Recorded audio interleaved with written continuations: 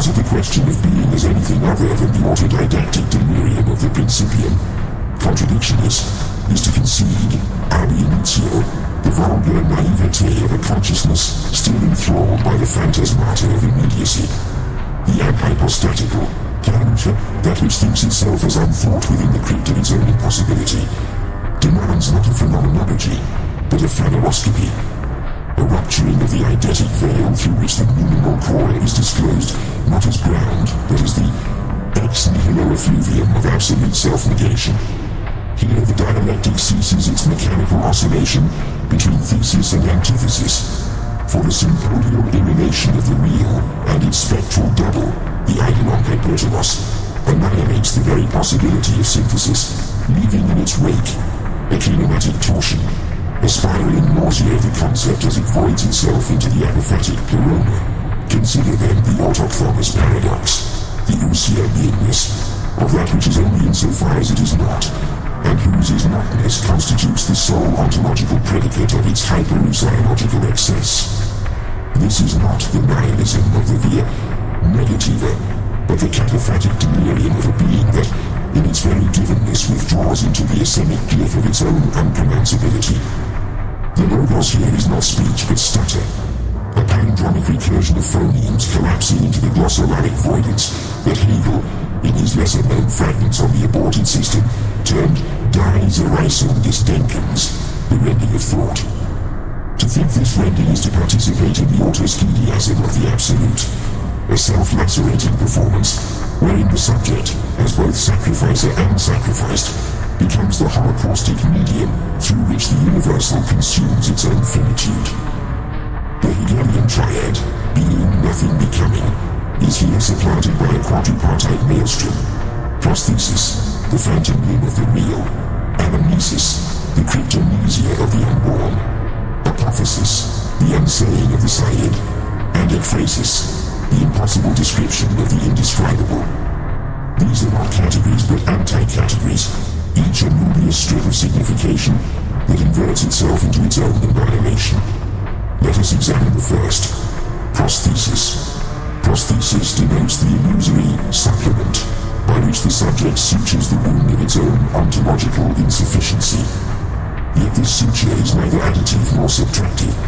It is the transient involution of the noetic and the dianoetic, a collapse into the hypostatic miasma, where inside and outside dissolve into the chthonic murmur of pre-ontological difference.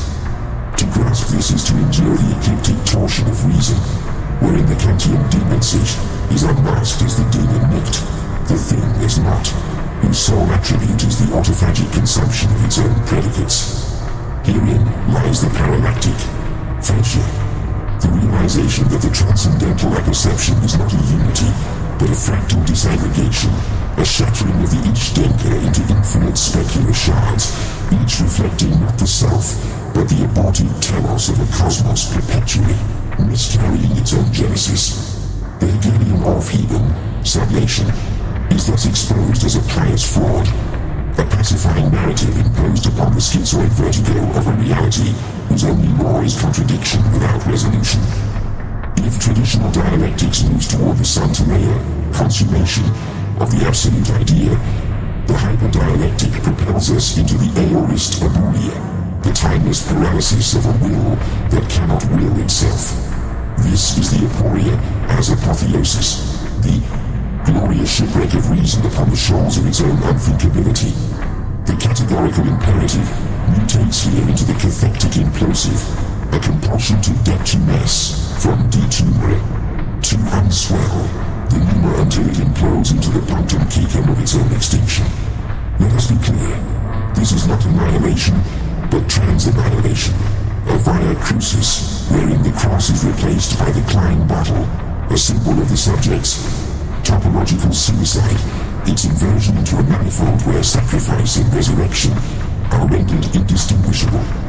The Aufhebung thus becomes the Aufreibung, the grinding up of the dialectic into a primal powder that, when inhaled, induces the epistemic asphyxia necessary to perceive the ultraviolet radiance of the unconditioned. To invoke the unbegotten is not to posit a deity, but to perform the ritual autodave of the concept. a cremation of categories whose smoke ascends as the incense of non-meaning. The unbegotten is the cosmic remainder, the residuum that persists when all predicates have been incinerated in the funereal pyre of the Logos. It is the silence that hums in the interstices of the unspeakable, the chthonic laughter that echoes through the catacombs of a reason buried alive by its own hubris. In this ecstasis, the subject does not transcend but unfolds, like an origami swan returning to the blankness of its paper, revealing itself as the palimpsest of a text never written, a codex whose pages are the membranes of its own dissolution. The cogito becomes the messio. I do not know, therefore I am not.